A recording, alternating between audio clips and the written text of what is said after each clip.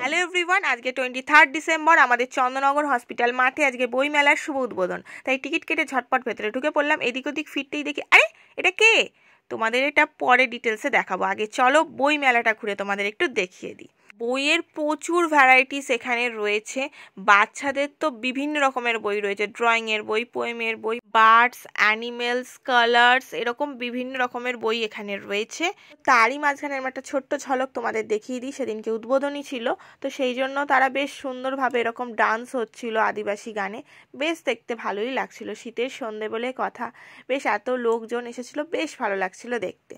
তো তারপরেই চলে গেলাম, চলো আর একটুখানি বইয়ের স্টলগুলো ঘুরে দেখে নিই। আর তোমাদেরকেও ভাবলাম চলো দেখিয়ে দিই। আরও বিভিন্ন রকমের বই এখানে ছিল। আর হ্যাঁ, এই স্টলটা থেকে আমি আমার ছেলের জন্য কালার্স বুক আর ম্যাজিক বুক আমি কিনেছিলাম। এই স্টলটায় কিন্তু বাচ্চাদের প্রচুর বইয়ের কালেকশন রয়েছে আর খুব রিজনেবল প্রাইস। আর হ্যাঁ, এই হচ্ছে আমাদের সকলের প্রিয় শিপর্ণাদি। জাস্ট দেখো কি সুন্দর, সিম্পল আর কিউট না? আমার তো পরিচয় করে খুব ভালো লেগেছে। এত মিষ্টি না শিপর্ণাদি, সামনে থেকে না দেখলে হয়তো বুঝতেই পারতাম না।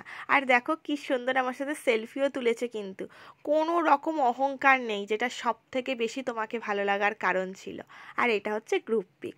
শিপর্ণাদির শ্বশুরবাড়ি আলোর শহর চন্দননগরেই। আর এই যে, এই হলো আমার অনি।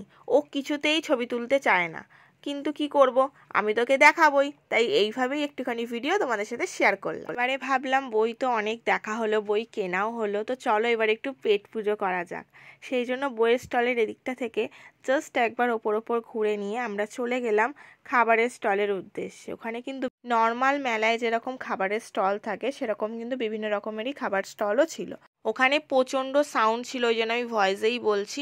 শিপর্ণাদির সাথে পরিচয় আমার খুব খুব খুব ভালো লেগেছে, এটাই আমি বলছিলাম। তো চলো মেলা থেকে এবার বেরোনো যাক। বেরিয়েই সঙ্গে সঙ্গে আমরা টোটো পেয়ে গেছিলাম। তো টোটোতে উঠেই আমি তোমাদেরকে এটাই বলছিলাম, খাবারের স্টলের ভিডিওটা আমি আর নিতে পারিনি।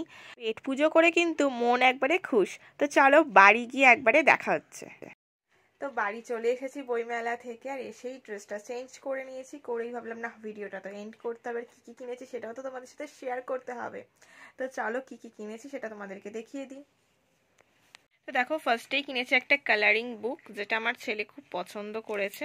ও নিজেই এটা দেখে কিনেছে। আর আমি দেখলাম যে যখন খেলনা ছেড়ে এইসব জিনিস চাইছে, তো এটা তো দেওয়াই যায়।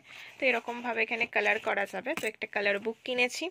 আর একটা কিনেছি ম্যাজিক বুক, যেটা এখানটা পুরো হোয়াইট দেখাচ্ছে, বাট এখানে যেই পেন্সিল দিয়ে রাব করা হবে না, তো সঙ্গে সঙ্গে জাস্ট এরকম অ্যানিমেলসের পিক চলে আসবে। তো খুব সুন্দর লাগলো আমার এটা। এটা আমি দুটো কিনেছি, একটা আমার ছেলের জন্য আর একটা রনির জন্য, দুজনের জন্য দুটো কিনেছি। আর একটা কিনেছি কালার বুক, এটা অলরেডিও এসে খুলে ফেলেছে। তো ওরা তর্সই ছিল না, আমি বললাম বাবু আমি দেখাবো, তো বললো মা আমি আগে খুলবো। তো এই যে কালারগুলো কিনেছে।